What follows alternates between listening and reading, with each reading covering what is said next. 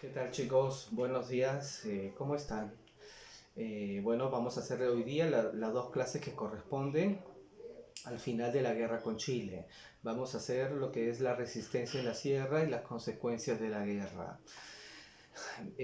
Vamos a empezar la clase como siempre lo hacemos conmigo, dándoles las gracias a Dios. Le vamos a agradecer a Dios porque estamos vivos, porque estamos con nuestros padres, porque tenemos algo que comer, porque estamos unidos, ¿no? Porque estamos vivos, ¿no? También le vamos a pedir cosas, lo que siempre les digo, ¿no? ¿No? ¿Qué vamos a pedirle? Pidan por sus familias, pidan por el Perú, lo que quieren pedir, no los quiero adoctrinar. Yo sé que están en una edad de rebeldía, cada uno se acercará a Dios en el momento en que mejor lo crea conveniente, pero sí creo que cada uno tiene dentro de sí ¿no? una necesidad religiosa, eso lo creo yo de verdad, ya les llegará. Eh, Bien, después de haberle agradecido a Dios, quiero situarnos en un contexto. No tan solo existe el virus, no tan solo hay una epidemia, también estamos atravesando en este momento en la historia del mundo, ¿no? Vemos los incidentes que están habiendo en Estados Unidos sobre la muerte de este señor George Floyd. Eh, es atacado, ¿no? Es arrestado por unos policías. Todos hemos visto las imágenes del policía, 4 policías, uno de ellos con el, la rodilla sobre su pecho, ¿no? Y el hombre diciendo, I can breathe, ¿no? No puedo respirar, I can breathe. Y ese I can breathe, no puedo respirar, se ha convertido en el lema de las protestas en Estados Unidos. No somos indiferentes. Cualquier acto de injusticia en el mundo es, es un acto de injusticia en el cual me afecta a mí. Cuando uno revisa, los hechos son sagrados, ¿no? El hecho es sagrado. Interpretación, la historia se encargará de interpretarlo, pero el hecho todos lo estamos viendo. Cuando uno revisa la situación de los afroamericanos en Estados Unidos es una situación terrible. La mayor cantidad de gente que está muriendo en Estados Unidos son de origen afroamericano. La mayor cantidad de gente que está en la cárcel en Estados Unidos son de origen afroamericano. La mayor cantidad de pobres en Estados Unidos son de origen afroamericano. Entonces hay una situación injusta en este país. Eh, pero también vemos la respuesta que está teniendo esta situación injusta. ¿Cuál es la respuesta que está teniendo? Está habiendo una serie de manifestaciones donde están casi prácticamente destruyendo ciudades enteras. ¿Estamos de acuerdo con ello? Hay una canción, se las quiero poner, ojalá que los de YouTube no me la bajen, porque los de YouTube son terribles. Cada vez que pongo una cancioncita que no les gusta a ellos, me dicen, esa canción está con derecho de autor, tiene que eliminar su video. Tengo que hacer otro video, ojalá que no me lo haga esta vez. ¿No? La canción se llama Revolution. Esta canción es del año 69. Los que quieran entender la música, en el año 68 los Beatles van a hacer un álbum que se llama Sgt. Pepper. Sgt. Pepper, la estructura de la música del álbum Sgt. Pepper va a marcar todos los 70. Este álbum marca todos los años 70. Para entender la música de los años 70, entendiendo este álbum la puedes entender. Después de este álbum de Sgt. Pepper, que es un long play, es un long play, no sé si han visto sus abuelitos o sus papás, no, sus papás no creo, sus abuelitos deben haber tenido esos long plays. Habían también discos pequeños eran para una canción. Hay un disco pequeño que tenía el nombre de Hey Youth, Hey Juventud, ¿no? Eh, en donde en el lado A estaba Hey Jude y en el lado B siempre ponían una canción que pensaban que no se iba a vender. Para mí es una de las mejores de The Beatles. Se llama Revolution, Revolución. Y ahí los Beatles sientan su postura política sobre la violencia. ¿Cuál va a ser? Ellos son hippies, amor y paz. No solucionamos las cosas con la violencia, solucionamos las cosas con amor y paz. El compositor de esta obra maestra de la música va a ser John Lennon. John Lennon y Paul McCartney son los que van a hacer casi toda la música de The Beatles. Para mí, la mejor, si encuentran una que les guste, fíjense quién la compuso y va a ser John Lennon. No, John Lennon lo matan en el año 81. Lo mata un fan que quería ser famoso. ¿Cómo voy a ser famoso? Matando a John Lennon, ¿no? Terrible esa gente, los gringos están, ¿no? Entonces, ¿cuál es la postura política? Se las quiero poner, ojalá que no me la censuren lo de YouTube. Vamos escuchándola de fondo. El bajo. ¿Escuchan? Los que les gusta la música, ¿no? Tú me dices que quieres hacer la revolución. Muy bien, ¿tú sabes? Todos queremos cambiar el mundo. Me dices que la revolución es evolución. Muy bien, ¿tú sabes? Todos queremos cambiar el mundo. Pero cuando habla de destrucción, entérate, no podrás contar conmigo. ¿No sabes que todo tiene que ir bien?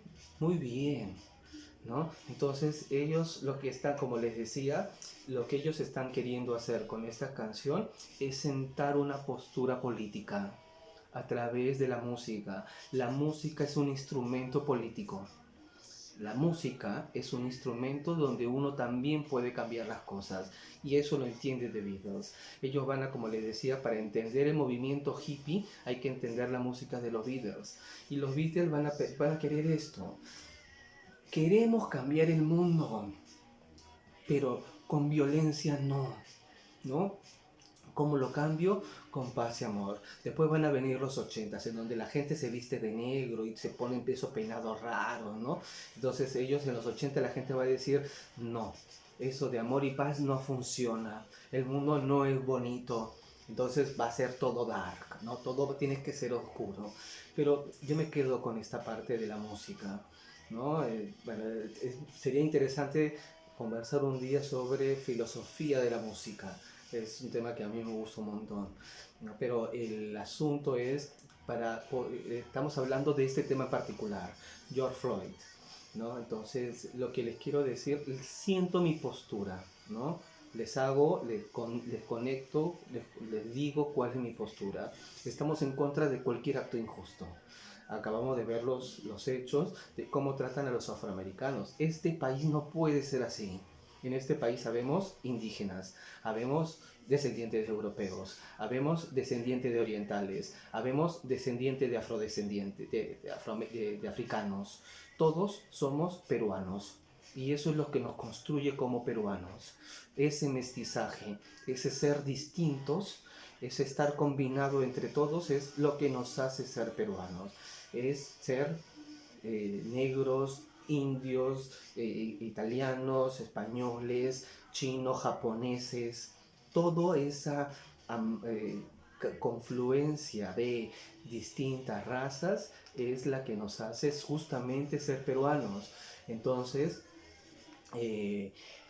a lo que quiero ir es, ¿no? Estamos hablando en esta clase sobre la guerra. En la guerra, ¿no? Cómo se resuelven las cosas es lo que les quiero decir, ¿no? Es no a través de la violencia, pero igual tenemos que estar preparados para ella, pero la forma en la cual tenemos, mi postura, la cual tenemos que resolver las cosas es yo soy medio hippie, el amor y la paz. Bien. Está de fondo, ojalá que no me digan nada lo de YouTube y me permitan subir el video, si no voy a tener que hacerlo de nuevo. Vamos a hablar sobre la guerra, ¿no? Sobre el tema que nos concierne para el día de hoy. Quiero avanzar porque son dos temas y es bastante. Conforme la guerra fue perdiéndose, Chile reforzó su causa expansionista, con lo cual la mayor parte de los ciudadanos chilenos consideraba su vocación civilizadora, inspirada en los modelos europeos de la época. Los llamaba a imponer el orden en las repúblicas débiles, como lo eran el Perú y lo era Bolivia. Cuando analizamos la historia del Perú, lo hemos visto el año pasado cuando hicimos la campaña Libertadora del Sur. La campaña Libertadora del Sur sale desde Argentina. Las provincias unidas del Río de la Plata van a independizarse, hacen una guerra independentista, cruzan la cordillera de los Andes, se dirigen hacia Chile. Y con el ejército chileno hacen las batallas de Maipú y Chacabuco y con esas batallas sellan la independencia de Chile. Una vez que los ejércitos de Chile, las provincias unidas del Río de la Plata, que son Argentina, Uruguay y Paraguay, todas ellas juntas vienen hacia Lima para enfrentarse a los españoles. Desembarcan aquí y San Martín va, no somos libres, la independencia, 28 de julio de 1821. Entonces, esa va a ser la primera vez que los chilenos van a venir aquí. La segunda vez va a ser, lo hemos visto este año, la guerra con Chile, la guerra con España. La guerra con España, los españoles van a bombardear Valparaíso. Chilenos y peruanos van a confluir acá en el Callao en el combate de 2 de mayo del 64, de 1864, y se van a enfrentar contra las tropas españolas que querían volver a tener a este país como una colonia. Entonces, los chilenos, de nuevo, entonces, cuando todo el siglo XIX vemos que hay golpes de Estado que sacan a un presidente, ponen a otro, una inestabilidad política terrible. Entonces, en casi todos esos golpes de Estado vamos a ver que los presidentes, ¿dónde se van a ir a refugiar? Hacia Chile. Había una hermandad cercanísima entre los gobiernos peruanos y chilenos. Y eso que no éramos en esa época, ni siquiera teníamos límites, porque quien estaba en medio era Bolivia. Pero con Chile había un sentimiento de hermandad, sobre todo entre la población en general. Uno sentía al chileno muy cercano. En esta época, en esta parte del siglo, cuando uno lee los escritos de los historiadores o revisa las biografías, iban a educarse hacia Chile, ¿no? En Chile era como el lugar, un lugar más estable, más tranquilo, había sentimientos de cariño entre ambas poblaciones, ¿no? Con Bolivia y Chile siempre hubo un resentimiento porque eran vecinos, pero con Perú no. ¿No? Entonces Perú y Chile tenían no una relación de enfrentamiento, sino todo lo contrario, una relación de hermandad. ¿Qué pasó? ¿No? Va a pasar, muchos historiadores de ambos lados, tanto de Perú como de Chile, van a decir que lo que va a pasar es que no son los ciudadanos, sino son las élites quienes están disputando sobre todo el control del Pacífico, están disputando para ver quién va a ser la nueva potencia.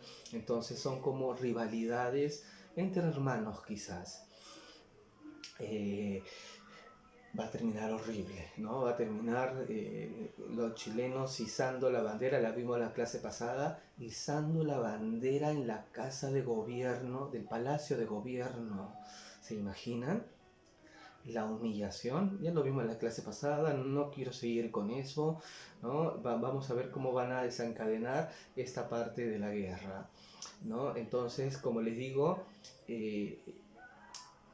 los sentimientos que habían de hermandad van a ser en estos momentos el peor momento de nuestra historia para los 3 países que vamos a estar envueltos en la guerra.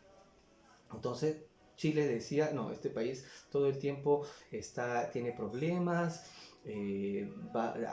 nosotros lo vamos a civilizar, ¿no? Esa era la postura de ellos en muchos aspectos. No, no, gracias, no me civilices, no, no, gracias. Cáceres y la campaña de la Breña. Ese es el momento de resistencia que va a ser entre 1881 y 1883. Luego de la ocupación de Lima, la resistencia se concentró en la Sierra Norte y en la Sierra Central. Se trató de guerrillas que aprovechaban el conocimiento de la zona para atacar de manera sorpresiva a los chilenos. Iglesia va a comandar las tropas en el norte de la sierra y Cáceres va a tener va a ser el jefe de las tropas en el centro de la sierra. La figura de Cáceres en la sierra es increíble, ¿no? Como les decía en la clase anterior, el recuerdo que se tiene en la sierra es distinto del recuerdo que se tiene en la costa de la guerra con Chile. ¿Por qué? Porque en la sierra, la gente de la sierra se enfrentaba a los chilenos y conocía el terreno, ¿no? Casi siempre salía victoriosa, casi siempre. Al final, igual en la batalla de Huamachuco se va a perder todo, ahorita lo vamos a ver. El líder más importante de la resistencia fue Andrés Avelino Cáceres.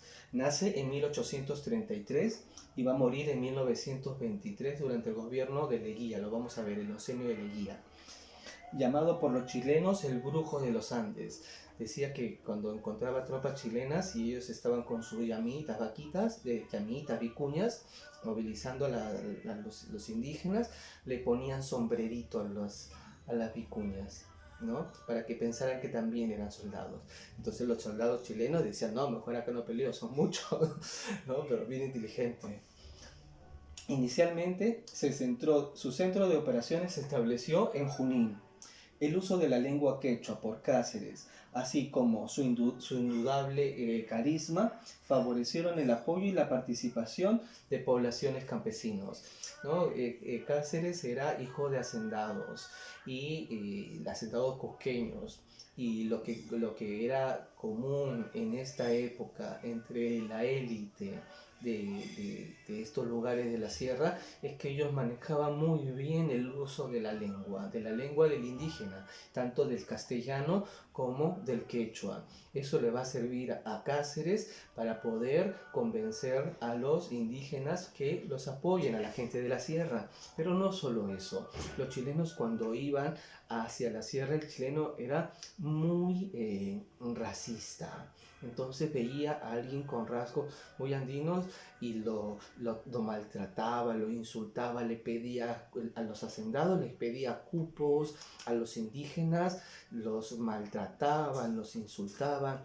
Entonces en los pueblos indígenas el sentimiento antichileno era muy fuerte. Eso lo va a usar Cáceres. ¿Para qué? Para que luchen por su causa. ¿Contra quién? Contra este enemigo chileno. Al menos de manera temporal, Cáceres consiguió unir los esfuerzos de la iglesia, de los hacendados y de los campesinos en una especie de lucha multiclasista y multiétnica. Aunque no tenían muchas armas de fuego, estas guerrillas conocían la geografía andina, lo que le daba ventaja a los chilenos. Por eso es que le llamaban el brujo de los Andes. Aparecía por lugares y desaparecía instantáneamente. Todo el tiempo a los chilenos que estaban en el centro del país nunca lo encontraban, ¿no? Entonces, porque como conocía los Andes y los recovecos que pueden haber por ahí, se escondía fácilmente. Por eso es que se le va a llamar el brujo de los Andes.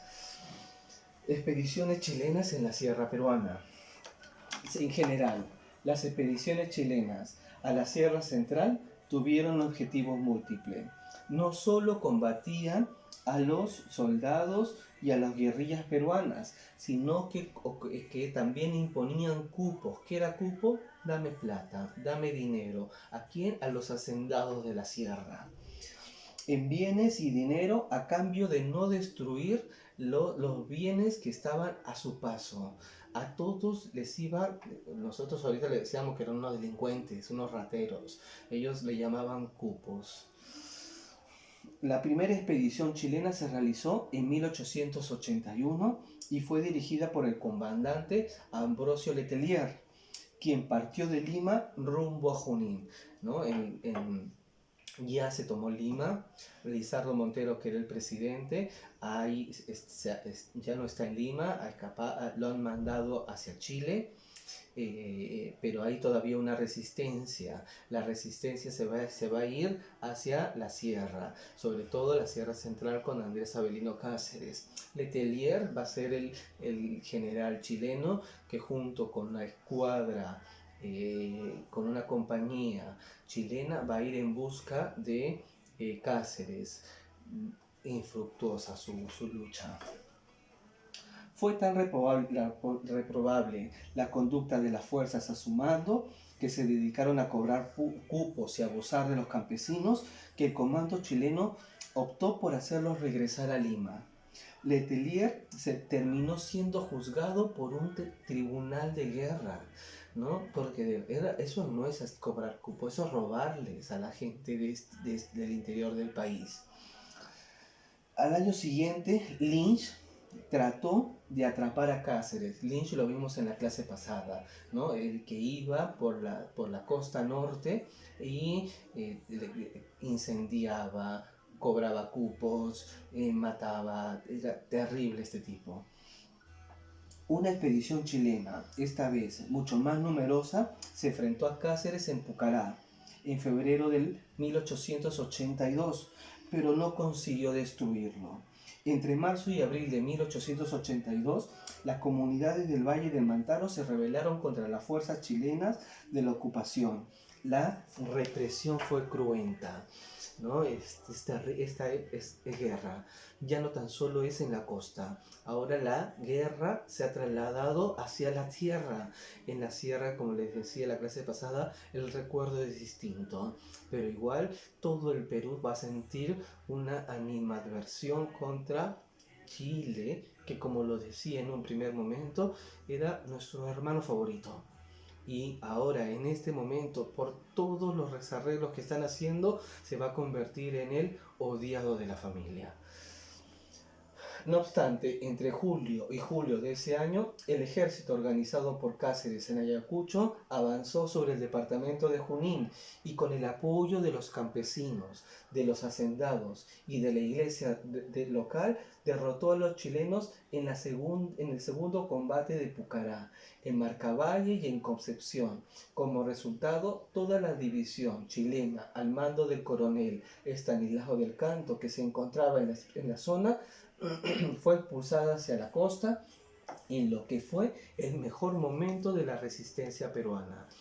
Este va a ser el momento cumbre. No sé si ustedes han bailado los abelinos, ¿no? Los abelinos es una danza propia de la sierra en donde abelinos por Andrés Avelino Cáceres. Los indígenas están recreando con látigos, con ondas, están recreando las batallas, justamente estas batallas, el segundo combate de Pucará, que se va a realizar en los valles de Marcavalle y Concepción. Ese es el contexto de la danza de los abelinos, ¿no? En donde ellos, la gente en la sierra, vence al ejército chileno. En la sierra logran algo que los de la costa no habíamos podido hacer, ¿no? Vencer al ejército chileno. Y eso las páginas de la historia muchas veces lo olvidan, ¿no? Todo hay que contarlo. Afianzamiento temporal de Montero, Iglesias y la campaña del norte. Habíamos dicho que Andrés Avelino Cáceres se encontraba en el centro. Acabamos de ver el desarrollo de estas campañas en el centro, pero en el norte, porque habíamos dicho que habían sobre todo dos flancos, en la Sierra Norte y en la Sierra Central y en la Sierra Norte. En la Sierra Norte vamos a encontrar al principal general, que va a ser Iglesias. ¿Cómo es que va a desarrollar los hechos? En el plano político, ilusionada con la posibilidad de un respaldo de Estados Unidos, la opinión pública peruana se pronunció por desconocer a Pierola. Desde enero de 1882, Con el afianzamiento del comandante Lizardo Montero como único presidente, se produjo de manera temporal la reunificación del poder en el Perú. Bolivia renovó la alianza. Como vicepresidente, Montero había sucedido a García Calderón, quien había sido remitido preso a Chile por negarse a firmar un tratado de paz con cesión territorial. A García Calderón hay que recordarlo, ¿no? García Calderón, Pierola ha huido, se ha ido hacia la sierra, ¿no? Entonces, ¿quién se va a encargar, quién va a entregarle las llaves de la ciudad? Va a ser el alcalde, pero no, el alcalde no es la persona que legalmente se encontraba al mando del país, sino va a ser el vicepresidente, que va a ser García Calderón. García Calderón va a tener un papel notable en la guerra. A García Calderón le van a decir, está bien, nos vamos. Fírmame el tratado, entrégame Tarapacá, entrégame Tacna, entrégame Arica, entrégame Moquegua, porque hasta Moquegua querían llegar, ¿no? Y paga todos los gastos que hemos hecho por la guerra. García Calderón va a decir, no voy a firmar nada. Y él era el representante legal en esta tierra. No firmas nada. Lo mandaron a una cárcel a Santiago de Chile. Pero no solo a él, lo mandaron a él, a su esposa y a sus hijos. Toda la familia a la cárcel. Y estuvo allí hasta que se firmó el tratado. Quien lo va a firmar va a ser Iglesias, ¿no? Ahora vamos a ver cómo van a sucederse los hechos. Pero hay muchas figuras, todas las figuras en esta época, si bien es cierto que muchos se van a estar como traidores, también vamos a encontrar gente con mucho amor a la patria, ¿no? Mucho de este patriotismo que no se va a dar por vencida. También la opinión pública no quería, ¿no? Tarapacá, como les decía, no tan solo era parte de los ingresos de la que proporcionaba la riqueza del salitre de esa época, sino que era una región más de este país, ¿no? Y este país somos todos, lo que siempre conversamos en la clase. Eso lo entendía muy bien la clase dirigencial. Este país está constituido por todos los departamentos. No puede ninguno dejar de ser del Perú. Nadie en su sano juicio quería dejarlo ir. Tarapacá es el lugar de nacimiento de Ramón Castilla, el presidente más importante del siglo XIX, ¿no? Es el lugar de nacimiento de múltiples figuras, ¿no? Alfonso Ugarte era un hacendado terrateniente en Tarapacá, ¿no? Alfonso Ugarte, el que se lanza del Morro de Arica. Entonces, en esta época, Tarapacá era muy importante para el Perú y ningún presidente se atrevía a hacer un tratado en la cual se diera perpetuidad a Tarapacá, ¿no? Pero la guerra va a desgastar a los seres humanos y nos va a desgastar a nosotros. Miguel Iglesias. ¿Quién es Miguel Iglesias? Miguel Iglesias es un hacendado cajamarquino, ¿no? Como les dije en la clase pasada, siempre vamos a encontrar algunos personajes en la cual la historia va a considerar los traidores. A Miguel Iglesias es al primero que se le va a considerar traidor. Después vamos a considerar traidor a Prado. Después vamos a considerar traidor a Pierola. A Miguel Iglesias fue el primero porque Miguel Iglesias firmó el tratado con Chile. El tratado donde entregaba Tarapacá, entregaba Tacna y Arica por 10 años, que fueron como 50, ¿no? Pero Tarapacá entregado a perpetuidad. Y Miguel Iglesias va a firmar el tratado porque ya estaban exhaustos de la guerra. 4 años de guerra, exhaustas las tropas, exhausta la población, empobrecido todo el país. Miguel Iglesias dice, aquí ya no hay salida, que se vayan no importa cómo. Entonces Miguel Iglesias, ahorita vamos a verlo. Miguel Iglesias asumió el mando de las tropas de la resistencia en el norte. En el centro estaba Andrés Avelino Cáceres, que tuvo su centro Cajamarca. Él era un hacendado cajamarquino. El 13 de julio de 1882 se enfrentó valientemente a los chilenos en San Pablo. San Pablo es una región en Cajamarca. Consiguió que se replegaran hacia la costa, pero retornaron, ocasionaron en una enorme destrucción en la Sierra Norte. Ello convenció a Iglesias de que era el momento de que pensar en el fin de la guerra. Y ese va a ser el momento en el cual Iglesias va a tomar el mando del país y va a firmar el tratado de Ancón, en donde se le va a ceder, ahorita lo vamos a ver, pero Iglesias va a tener un triste final, ¿no? Porque eso le va a costar que Cáceres Cáceres una vez que Iglesias ha logrado que los chilenos se vayan del país, Cáceres le va a haber una guerra civil. Encima de la guerra contra los chilenos va a seguir una guerra entre peruanos. ¿Por qué? Por este desconocimiento. El final de la guerra. El desgaste político, económico y social de los peruanos ante la invasión chilena alcanzó un alto grado en 1882. La interrupción de la producción, no se producía nada, ¿no? Y los chilenos lo único que hacían era ir de lugar en lugar, cobrándole a los hacendados, cobrándole a los campesinos, todo aquel que le pudieran encontrar. Dinero que iba, dinero que los tomaban. Era cupo, robar. La toma de propiedades por los chilenos y por los montoneros descontrolados. Los montoneros también, ¿no? Los montoneros eran las guerrillas. Los hacendados van a querer también, ¿no? Que a los campesinos se les quiten las armas, que regresen a estar tranquilos en sus lugares, porque todo el país estaba convulsionado. La destrucción de edificios, haciendas, de la infraestructura condujeron al agotamiento físico y moral de los peruanos. En el plano político, las fuerzas militares estaban dispersas y sus actitudes variaron con relación a la forma de dar fin a la guerra. Ahí es que van a decir, ya no aguantamos más. Todo el Perú, no les digo que estaba bloqueado, no había un bloqueo en todo el litoral, no dejaban que ingresen las cosas, no se podía vender nada. Y encima el poco dinero que tenían los terratenientes o los campesinos eran robados por los chilenos. Andrés Avelino Cáceres, en un contexto de penuria generalizada, mantuvo su resistencia en los Andes y la prolongó hasta 1883. La guerra empezó en el 79. El presidente Lizardo Montero, que había nacido en el 32 hasta 1905, instalado en Arequipa y que mandaba a Cáceres, se resistía a entregar territorio. Lizardo Montero era el presidente interino en ese momento porque ya no se encontraba.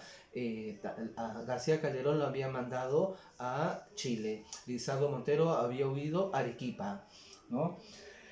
Quien mandaba a Cáceres se resistía a entregar territorio del salitrero del sur a los chilenos, a cambio de dar fin a la guerra. En Cajamarca, Miguel Iglesias tomó la resolución de acabar con el conflicto a toda costa, ¿no? Entonces, Lizardo Montero se va a trasladar hacia Bolivia, ¿no? Lo persiguen a él porque los chilenos quieren que se firme el contrato. No nos vamos si la persona legal encargada de firmar un tratado, porque nadie quería firmar el tratado, nadie se atrevía a hacerlo, ¿no? Seguía la guerra en el centro del país. En la costa la gente habíamos perdido hermanos, habíamos perdido padres, habíamos perdido nuestro ejército, Lima había sido incendiada, habíamos visto la clase pasada. Chorrillos, Miraflores, no tan solo incendiados, sino mujeres violadas, hombres muertos. El sentimiento chileno era terrible en Lima, en toda la costa y en toda la sierra, por la destrucción que habían hecho los chilenos, ¿no? De este hermano predilecto terminó en esto. El manifiesto de Montón, 31 de agosto de 1882. Iglesias expresó en términos dramáticos la necesidad de terminar la guerra, aun cuando ello implicara la cesión de las provincias del sur. Con este propósito dio la espalda a Cáceres y desconoció la autoridad de Lizardo Montero, que se había ido hacia Bolivia. En diciembre del 82 convocó a la Asamblea del Norte, que reunió básicamente a sus parientes terribles, ¿no?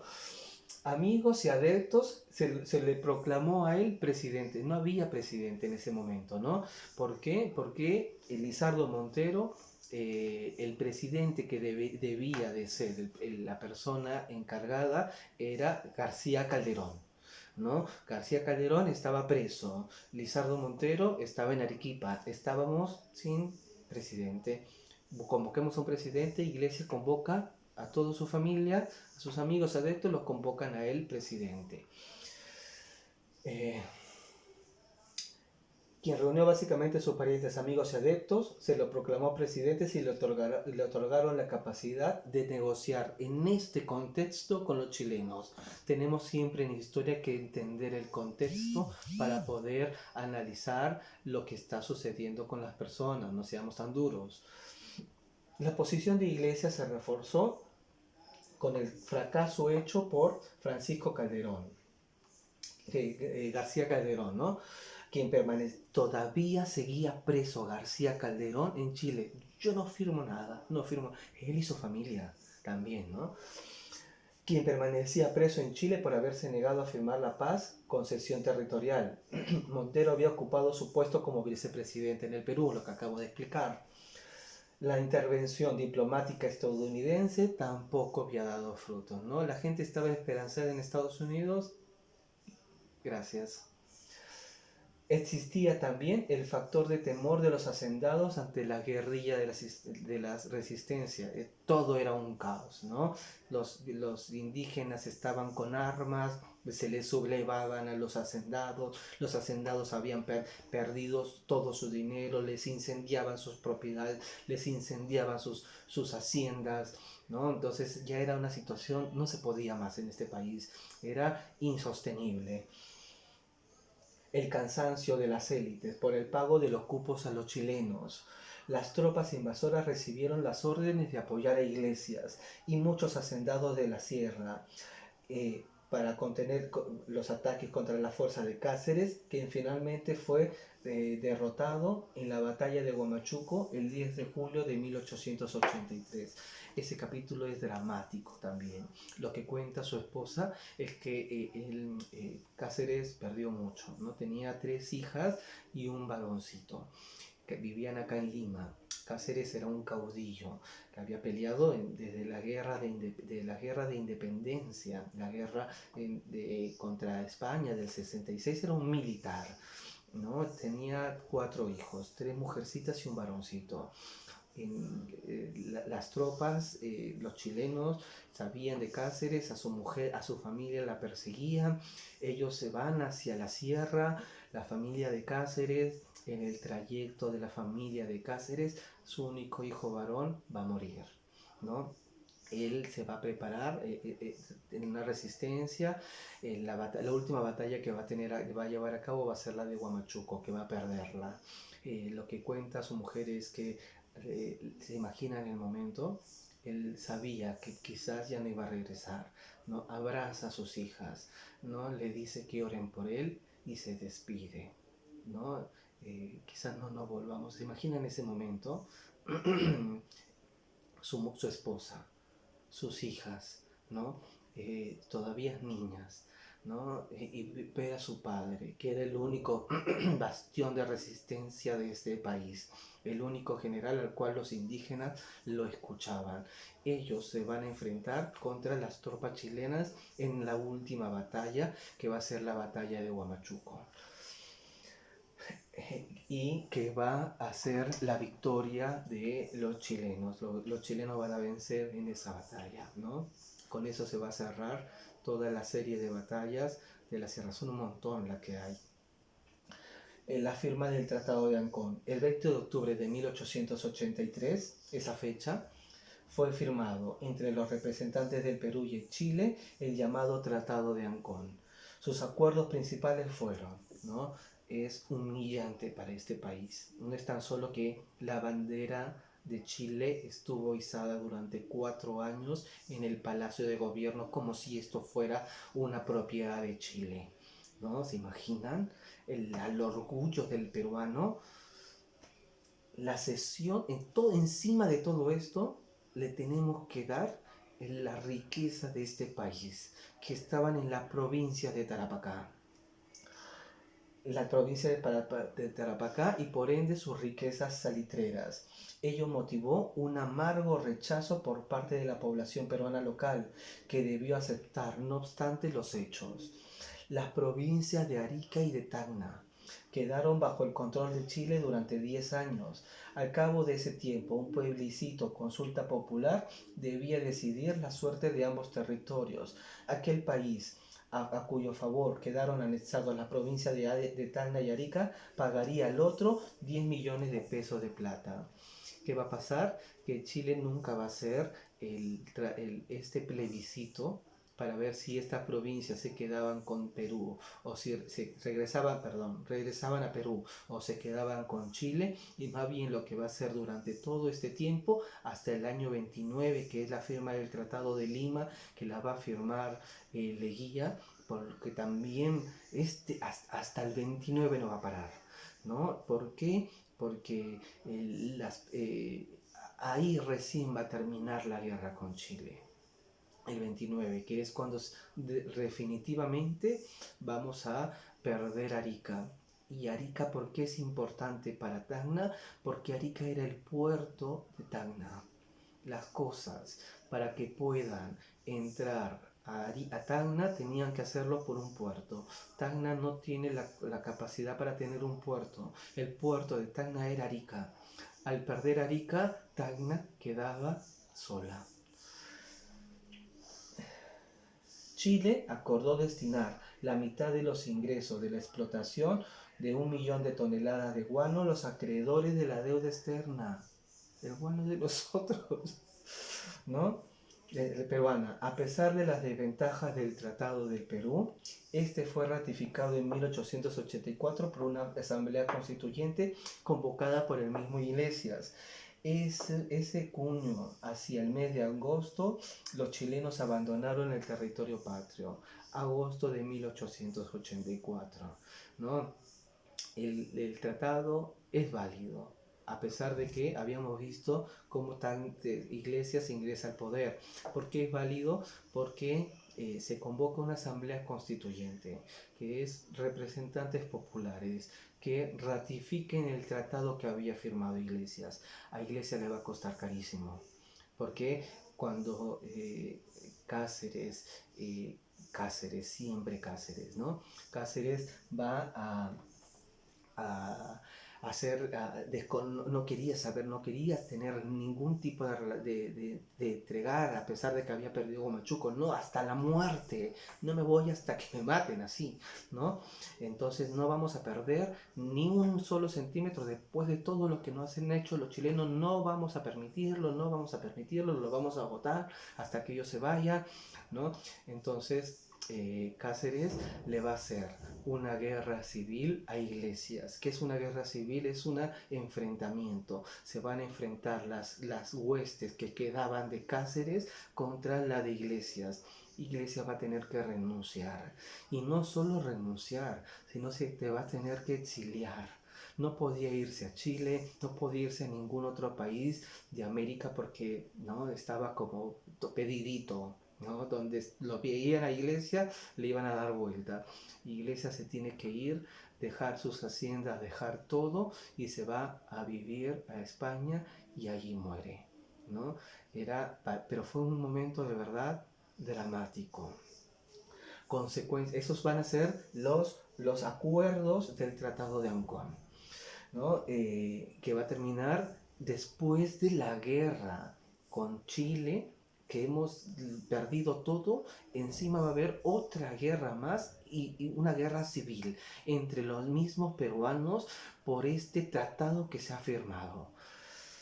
Consecuencias de la guerra.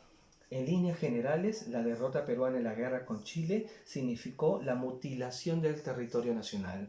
Como les decía, perdíamos Tacna y Arica, perdíamos Tarapacá, perpetuidad, ¿no? De la costa sur. Se perdieron las ricas tierras salitreras de Tarapacá, que era la riqueza del país de ese momento, y el puerto de Arica. Además, el Perú tuvo la primera vez en su historia el límite con Chile. Antes de eso, el Perú limitaba con Bolivia por el sur. El Perú no limitaba con Chile.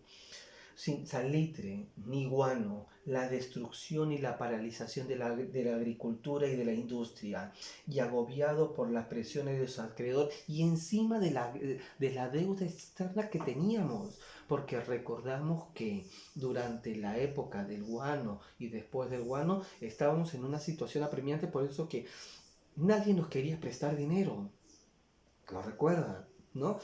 Teníamos encima de todo esto una deuda externa, guerra con Chile, guerra civil, deuda externa. Era el país, ¿no? Un desastre. El Perú había quedado en ruinas y con una sociedad empobrecida. No sé si ustedes ven Los Simpson. Hay un capítulo, hay un capítulo en el que el señor Burns, el jefe de Homero Simpson, se siente mal, ¿no? Va al médico y le dicen, eh, señor Burns, usted tiene todas las enfermedades, todas, ¿no? Tiene todas las enfermedades. Y todo el capítulo, ¿no? Es un delirio, ¿no? Porque tiene todas las enfermedades, ¿no? Y al final pero no se murió. ¿Por qué no se murió? Porque tenía todo. Porque como tenía todas, no se murió. Algo, algo así le pasó al Perú. ¿Por qué no se murió? Porque tenía todas las enfermedades, ¿no? Habíamos perdido todo. Éramos el señor Burns, ¿no? En ese capítulo de Los Simpsons. Una guerra civil entre Cáceres e Iglesias siguió a la guerra contra Chile. El primero triunfó en 1885 y dio inicio a la reconstrucción nacional. Como dijera alguna vez el historiador Jorge Basadre, había llegado el momento de rendir cuentas a la realidad, luego de una era de despilfarro, corrupción y desorden político. Todo esto, ¿no? Hemos visto todo el siglo XIX. Corrupción, desorden político, despilfarro del dinero. Este fue el momento en el cual el Perú tenía que rendir cuentas. El Perú había caído en el peor momento de su historia, quizás solo comparado con la guerra de emancipación, en donde también habíamos perdido todo. En las guerras emancipatorias, para este país significó destrucciones de hacienda, destrucciones de pérdidas de hombres, ¿no? Era una guerra y esta era la segunda que teníamos en el siglo XIX, pero esta nos va a doler más. Bien, esto es lo que corresponde a la clase del día de hoy, que era sobre las clases de la resistencia popular, la resistencia a la campaña de la Breña, la resistencia de Andrés Avelino Cáceres. Después lo vamos a ver, Andrés Avelino Cáceres en el proceso de reconstrucción nacional. Andrés Avelino va a ser presidente 2 veces. El proceso de reconstrucción nacional va a empezar con Andrés Avelino Cáceres, va a seguir Remigio Morales Bermúdez, va a volver Andrés Avelino Cáceres, va a estar Nicolás de Piérola, ¿no? Entonces esto va a ser el segundo militarismo, que va a ser el primer momento de la reconstrucción nacional, que lo vamos a ver después de una etapa, porque vamos a ver otros temas todavía. Todavía no terminamos con la guerra con Chile, porque de ahí va a seguir cómo se va a reconstruir. Y Cáceres, el papel de Cáceres. Hay, Andrés Avelino Cáceres, un héroe, ¿no? Así como lo narramos acá, a Cáceres un héroe. Eso va a decir Cáceres. Lo único que le faltó a Andrés Avelino Cáceres para no ser considerado uno de los más altos héroes de la guerra con Chile, al mismo nivel que Grau y de Bolognesi, lo único que le faltó fue morir. ¿Por qué? Porque durante sus gobiernos van a ser terribles. Entreguistas, vamos a entregar todo. Todo se lo vamos a dar a los acreedores. De repente también hay que mirarlo, como les digo siempre, con el contexto, ¿no? ¿Cuál es el contexto? No tenemos nada. ¿Qué hacemos? Le damos lo que tenemos. No, pero es interesante las palabras de Basadre, ¿no? Para que no haya, para que lo único que le faltó a Cáceres para ser el héroe perfecto fue que debió haber muerto en esta batalla. En Huamachuco, si hubiese muerto, listo. Al mismo nivel de Grau, al mismo nivel de Bolognesi, pero no murió. Vivió y participó en el segundo militarismo, que va a ser la cruz, no va a ser un capítulo sinuoso, ¿no? En la historia de Cáceres. Bien chicos, 50 minutos. Espero que tengan un buen día. Estoy pensando en ustedes. Los extraño, de verdad, a todos.